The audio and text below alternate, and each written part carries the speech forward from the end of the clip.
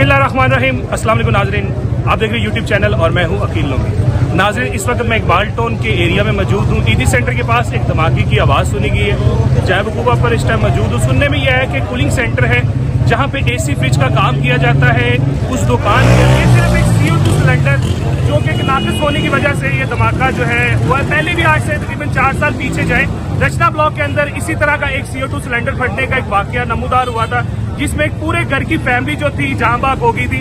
ये भी तकरीबन उससे ही मिलता जुलता एक वाकया है। CO2 सिलेंडर जो ऑक्सीजन सिलेंडर होता है उसी तरह का धमाका है। अल्लाह रहम करे। अभी तक तो फिलहाल जो है एक कैजुअलिटी जो है वाकई हुई है, एक मौत जो है वो सामने आई। धमाका होया है, ਅਸੀਂ ਭੱਜ ਕੇ ਪਹੁੰਚੇ ਆ ਪੰਪ ਤੋਂ।